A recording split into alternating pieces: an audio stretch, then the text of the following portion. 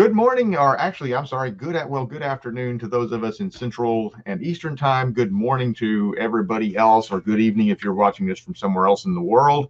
Welcome to another in the series of TDevConf speaker interviews. This morning, or this afternoon, I can't get out of my... This afternoon, my guest is Mr. Robert Boedigheimer. Robert, how are you this afternoon, sir? Very good. Thank you. Okay, we're going to get to Robert here in just a second, but first of all, I want to make sure that I call out our sponsors for TDevConf. We've got several sponsors that we are very thankful for. Right now, we have Microsoft, JetBrains, and O'Reilly. I just got the logo for the Result Group, which I believe is in Nashville. I hope I'm not misquoting that. I didn't have a chance to get it up here before the stream started, but that will be up there later this afternoon. These companies, they have donated either services that we are using to make the conference more awesome. They're donating swag for the virtual swag for the attendees, and prizes that we'll raffle off at the end. And also some of the companies have also made contributions to charity on behalf of the conference. We've raised so far, we've raised about $400 for Vets Who Code. So let's see here. Let me get back to the right screen. So Robert, I think I sent a list of questions out, and we can talk about whatever's of interest to you. But one thing that I am asking everybody is, give us the 60 to 90 second elevator pitch about yourself. All right. So I'm a full-time ASP.NET web developer. So I've been doing web development since it pretty much started for an e-commerce site. So that's my full-time job. So I do troubleshooting. I'm doing a development job all the time. I started speaking at conferences in about 2004. So I got lucky, and one of my first talks was actually a trip to Australia, which is a pretty good first gig. So I've been doing that since about 2004. And then I started with Pluralsight in about 2011. So I've got 9 courses on Pluralsight that I've done. And yeah, so I like to travel, do a lot of conference speaking, missing physical speaking, obviously, at this point.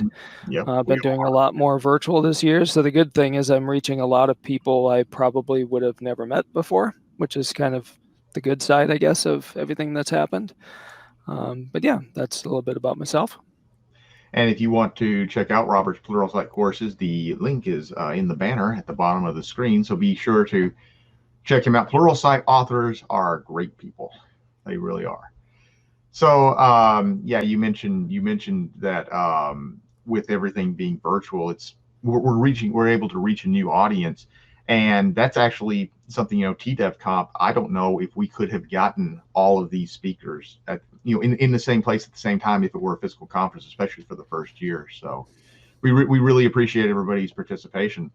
So, you said you started web development basically when it became a thing. So you've got you got a lot of good experience behind you. But I'd like to know, what was your first computer when you started doing that? So my first computer ever was probably Commodore 64 in school. Awesome. with the old TV attached to it for the monitor. Yeah, you'd get to check out and roll to wherever you were going to do your stuff. So that was a lot of games and stuff, obviously, when we first started. High school, I think there was a lot of Apple products in the school and just doing basic programming. So it's kind of funny, in high school, about to go to college, I felt imposter syndrome already, right? I thought, I like computers, but I'd only had one class. How am I going to go to a major university and do computer science? So I actually went for science, and I was going to do something else, and then picked up the computer science as I went. But one of those early, I had a little bit of exposure, and then obviously in college I took a few courses and just loved it. So you touched on something there that's actually been a recurring theme. Talk about the education of people in this industry.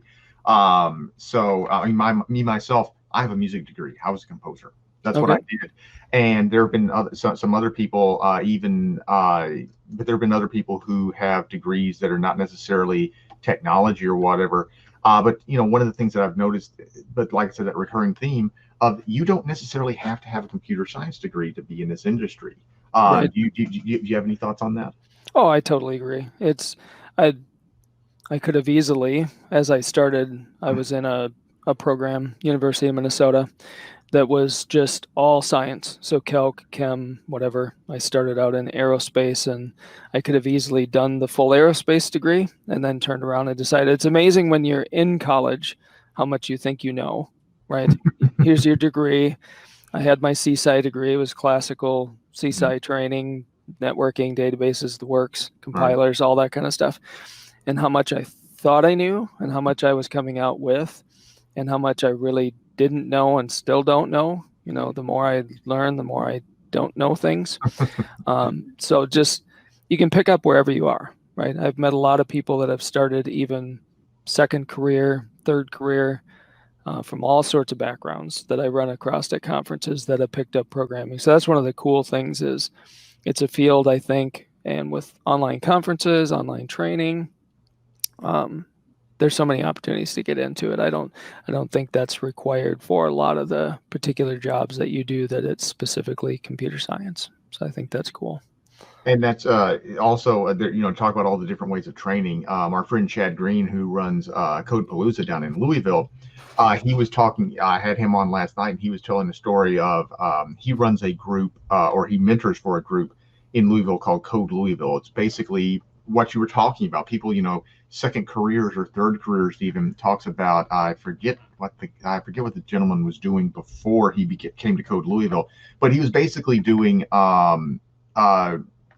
What he was doing, it was completely non-tech.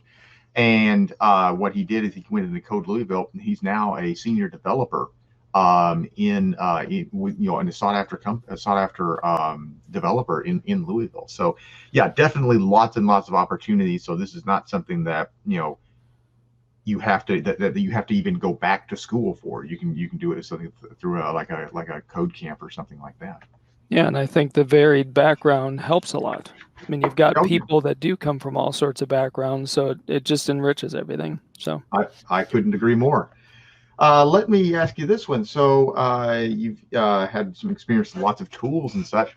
What about your favorite code or text editor, either overall or what you happen to be using now? So most of the time I use Visual Studio. So that's my primary editor. I've started using Visual or Code, VS Code, when I'm doing stuff that's not particular server side. So I do a lot of talks where I'm doing Fiddler, performance, things like that, where I'm not doing a lot of server side C# stuff. And so I'll use VS Code for that. But primarily day to day, I'm in Visual Studio all the time.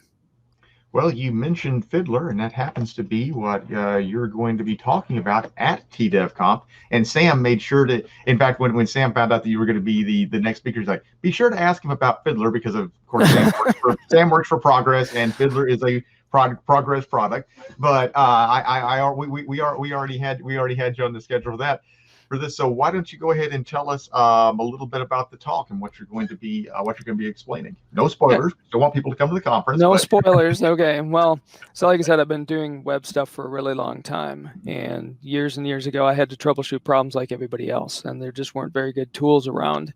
Right. And Eric Lawrence was at Microsoft at the time, and I love the story of he didn't know C#, he didn't know HTTP, he didn't know .NET, and set out to write Fiddler, which I think is amazing. So he created that, and Telerik and Progress now own that and have been continuing to enhance that. And we'll talk two parts of the talk. I'm going to go into, I've met a lot of people at conferences over the years when I first talked about Fiddler. I'd say how many people used it, and very few hands would go up. Most people haven't seen it. These days, I ask that most people raise their hands so they're familiar with it. Mm-hmm. But when I ask them a couple questions about, do you use autoresponder or do you use breakpoints and things, and I think most people I run across use it for very basic network tracing, right? Stuff that's built into DevTools now. Yeah. So the idea of the talk is just, there's a whole lot of features that people don't know of that I've gradually learned over the decade or whatever I've been using the product. That just enhance. Coworker and I were working on something this morning, setting up breakpoints, removing response headers, all that kind of stuff. that I just want to have the opportunity to tell people that all these other things are there. Eric actually wrote a book a couple years ago. He has a second edition out, and I've probably read it 10 times. I mean, every time I sit down and read that book again, I find 3 or 4 things that I didn't know that it could do. So the idea of the talk is just take people from basic network tracing to all of the other capabilities and ways to solve real world problems on their websites using more advanced techniques. And I know Sam really well, and one of the things that they're doing now is they're creating Fiddler everywhere. Mm-hmm. So I'm going to show that as well. So a revised, redone version of Fiddler that is cross-platform. And so the cool thing, it'll run Mac, Linux, and Windows, and they've been gradually pulling in all the major features, hoping to get feature parity with Fiddler Classic, they call it now. So we'll get into that as well. Okay, awesome. So I actually did not know that Fiddler Everywhere was going to work on Linux. Yep. I heard about the project. So so you talked about, you said that a lot of what people use Fiddler for today, you could get from the dev tools, like the Chrome dev tools or the Edge F12 tools. What is the point at which somebody would need to go to Fiddler? I mean, what's something that Fiddler could do that the dev tools couldn't? Yeah, so I guess I would word it that most people use so little capabilities that Fiddler have that they might as well use dev tools, but there's a whole host. So for instance, I want to test out my website. I want to see what would happen if my CSS was slow, right? I was considering for web performance if I should inline my critical CSS in the actual HTML. So I want to test out and see if I'm pulling my CSS file from a CDN and it happened to be slow, what would happen to the user experience. Mm-hmm. So you can actually use Fiddler's autoresponder and intentionally just delay individual files. So I can go in and say this CSS from my CDN took, 30 seconds to load. Is my page going to be completely blank? That's not easy to simulate without having a tool like Fiddler that lets me take individual requests and either change them, make them slow, things like that. So that would be a good example of something I could do. I can also use their composer.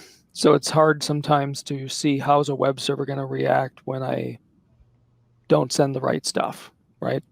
It's very easy in Composer. I can drag a request and literally edit the complete request. So I can change it to be whatever I want.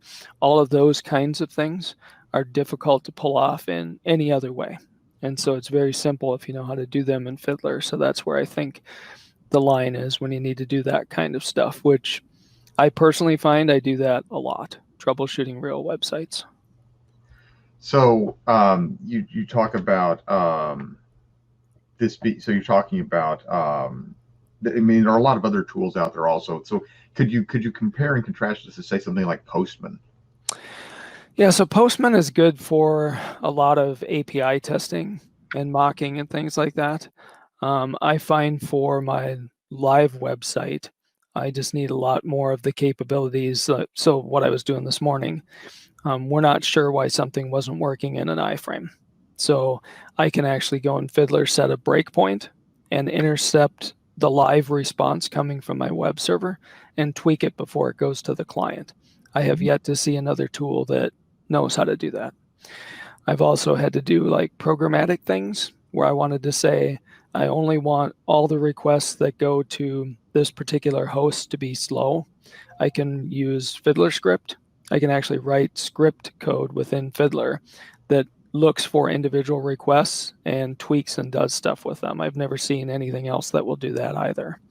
So those kinds of things really put Fiddler ahead in the camp of trying to troubleshoot live websites, if that makes sense.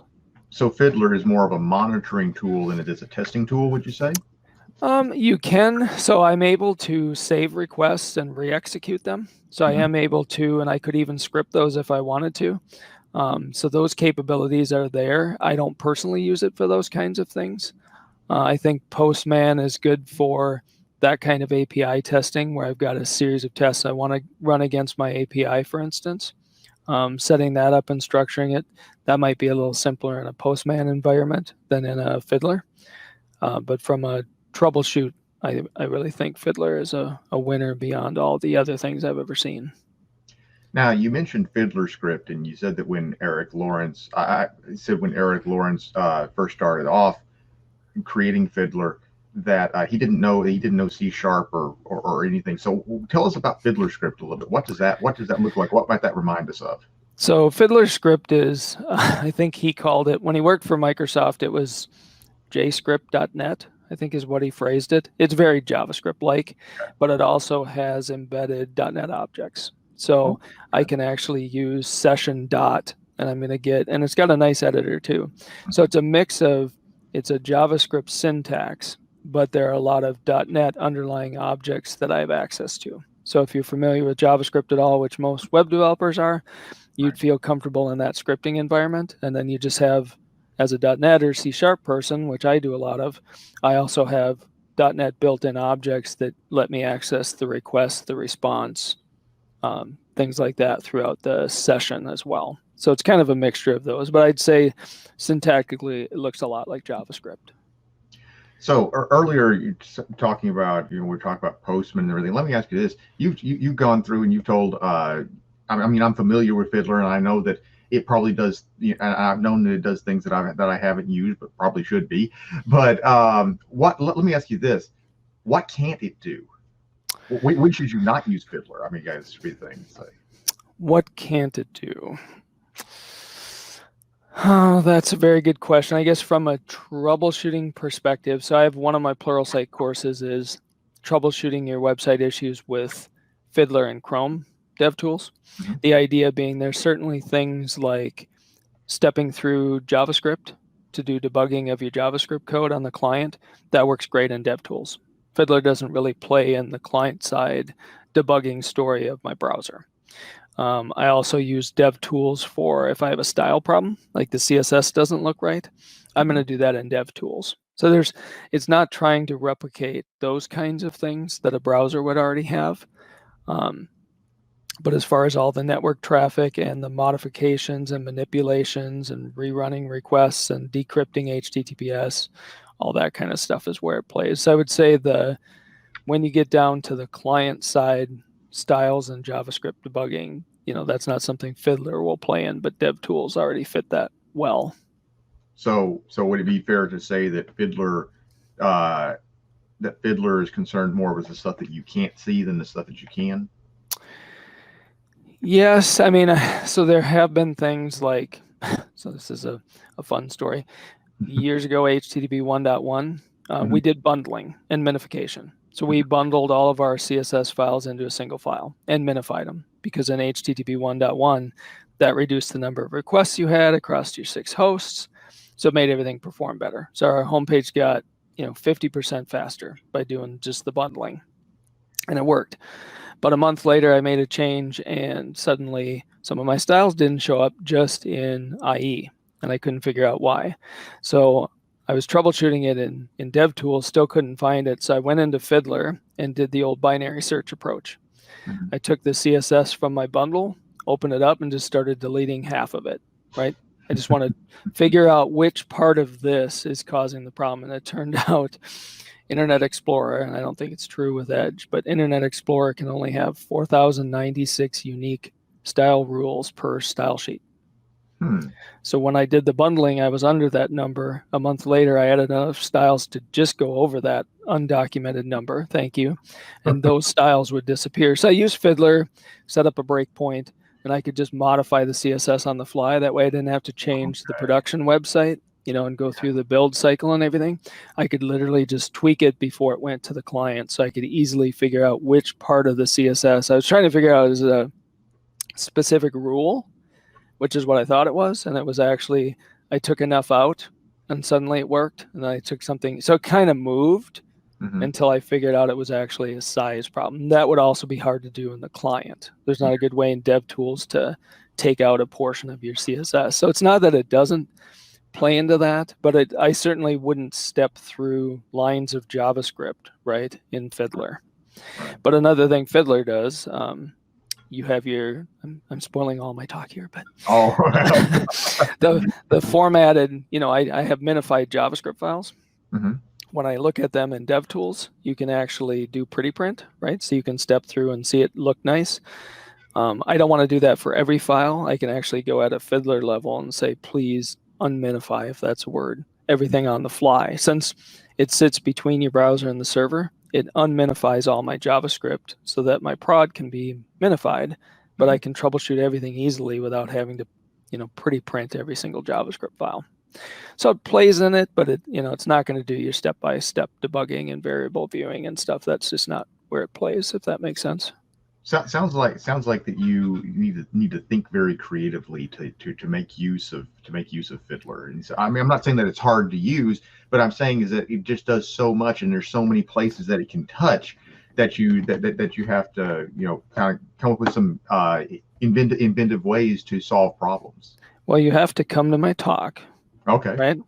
and then I will show you. I think it's a matter of there's so much stuff in there that you just haven't been exposed to it, that I think the Pluralsight course really comes at it from, you have a problem. This doesn't work on your site. Should you use DevTools or Fiddler? And then it shows you the appropriate way to troubleshoot that. This talk will get into a lot of just, here are all of the features that are in Fiddler, just to get you the exposure to understand that, most people didn't know you could do a breakpoint and change something on the fly. So just being exposed to that, now a week from now you have a problem and you think, oh, I know how to do that. It wouldn't have been obvious by opening up Fiddler that that's a capability that it gives you, if that makes sense. But after my talk, right, then hopefully you've been exposed to a lot of those things that aren't so obvious. So, well, we're going to be having moderators in each of the rooms for the talks, and you're probably about out of everybody I've interviewed so far, I'm probably at the fifth one I've said I need to be a moderator in the track that you're in. I can't be all these places at once. We're gonna have so much good content at TDevConf. And I don't want to ask you any more questions that are going to give it away. So let's talk about some stuff that's not going to be in the talk. Sure. You said you've been a speaker for a while. I think you said you did your first conference in 2004. Yes. Yep. Yeah. So you obviously very, very involved with the community. Why don't you tell us about some of the things that you do to stay involved in the community and help make it awesome? So I've focused mostly on speaking. The conference speaking. So I used to write articles years ago for ASP Alliance, Steve Smith, if you know Steve. That's kind of how I started. And then, like I said, I like to travel. I like to meet people in person. And so I started doing a lot of speaking a couple times a year. Now I do probably 15 times a year or so. And then it's hard with a full-time job. Yeah. And my company, I'm not a consultant. I don't work for a consulting company that me being out there speaking helps them. Yeah. So I'm basically speaking on my own, right? So I got into Pluralsight because it gave me the opportunity to reach a whole lot of people. It's funny, I was in Sweden and I'd noticed somebody had a tweet about Pluralsight, and she was running on a treadmill and had a course up, and it was my Fiddler course. And so I tweeted, hey, that's my course, cool. And about a month later, I was speaking in Gothenburg, Sweden, and she came walking into the room, and we'd never met each other. And it's like, you're the one who, we figured out that we've met each other before. So I like both of those two things. I like the in-person. I like that the Pluralsight lets me reach a bunch of people I couldn't reach before. And then, like I said, this year with COVID, I actually went out to, this will give away my secret. I went out to .NET Foundation and found the map of all the user groups around the globe. So I've just been sending to user groups saying, I did one in Africa. Chances are I wasn't probably, since it's a free user group, I can't afford on my own to take a trip to Africa to do a presentation. Well, I can do that now. So I've been doing a lot more. I think over the course of the year, I'll probably have maybe 30 user groups or conferences instead of 15, just because I don't have to travel. So those have been the primary ways. I think speaking, videos, Pluralsight. I haven't done a lot of blogging. I've just started considering streaming since I am at home. That's something I might get into. But those are the primary avenues that I've been using. And you mentioned that you had a busy travel schedule. When you were going to physical conferences, you had a busy schedule, and now it's perhaps even busier, just by the sheer number that you're doing. And that's going to be something else that's going to be interesting. Is after this begins to subside, because I think it's going to probably be a while before it subsides completely. One of the things I've been talking about with the user groups that I run here in town is that they're going to be hybrid. Yeah, Uh, absolutely. there's still going to be those opportunities even after physical or quasi physical events return. Chad from Code Palooza, he was saying, I don't know what it's going to look like next year, but I know this: it's going to at least be part online. So I think we're going to see a lot of hybrid events. So that's still going to be that's going to be the case. And and in a way, it's kind of a silver lining of the cloud, because all the user groups that I'm, not necessarily the ones that I'm speaking, not only the ones I'm speaking at, but also the ones that I'm attending. Right. I attended the developer conference a couple of weeks ago in India. Right. So, it was 1 o'clock in the morning here, but I'm a night owl. So no, I absolutely agree.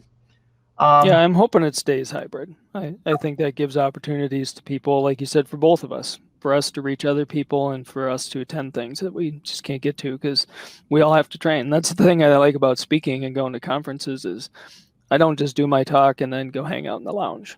Yeah. I'm going to all the rest of the sessions, right? I mean, I need to keep up like everybody else does. There's so much stuff that's changing all the time. That was my opportunity to learn from others. So No, definitely. When I go to conferences, I mean, I don't know if I necessarily go to as many sessions as I used to, but I definitely go there, and I don't go, like you said, go hang out loud. I'm out and about. I want to meet people, and I right. want to talk to people about what they're interested in, and network and that kind of thing. So yeah, and that's something that we're trying to facilitate for TDevConf. It's becoming a little bit of a challenge. Don't want to turn it into a free for all, but I think we got a solution that we'll be able to provide that at TDevConf too.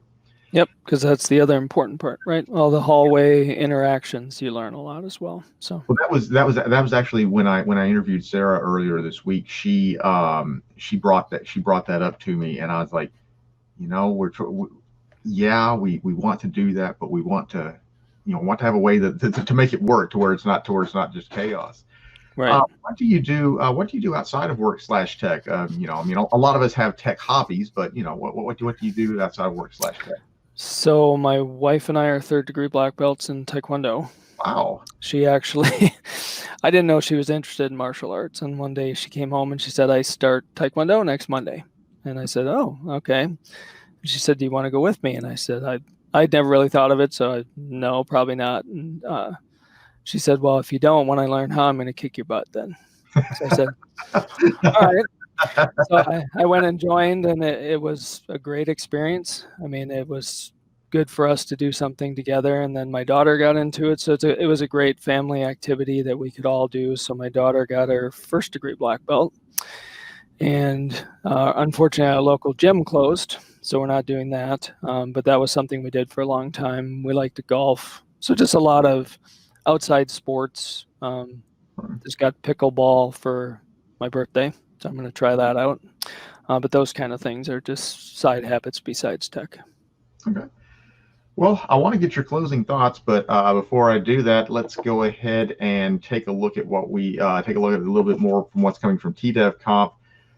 So first of all, if you want to see Robert's fantastic fiddler talk, the parts that he didn't talk about here today, and I'm sure you're going to have a load of questions after everybody sees everything the fiddler can do.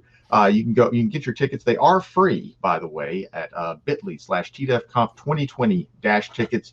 The conference is 3 weeks from tomorrow, Saturday, October 3rd. We're going to start the opening session at about 8:30 a.m. and we'll go all the way down to the raffles will probably take us until a little bit after 4. We published the schedule this morning, bit.ly/TDevConf 2020-schedule. And you can follow us on Twitter at TDevConf and stay up to date in real time with all the latest information. Also, the next interview will be Monday, so it'll be September the 15th, 11:15 a.m. Central.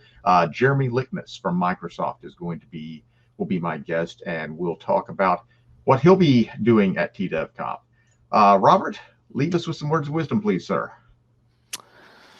Words of wisdom. Wow, that's I guess attend the conference. It's going to be great. Like I said, there's a great speaker lineup. I appreciate being involved with it. we've gone through and touched on some of the stuff from Fiddler here that we'll go through with the talk. So I'm looking forward to my session and going to all the other sessions as well. And I guess that's all I have. All right. Well, everybody, my guest again this afternoon has been Mr. Robert Boedigheimer. Robert, thank you for helping to make TDevConf awesome. We are looking forward to it. You're welcome. Thanks for having me. All right. Thank you, sir. Okay.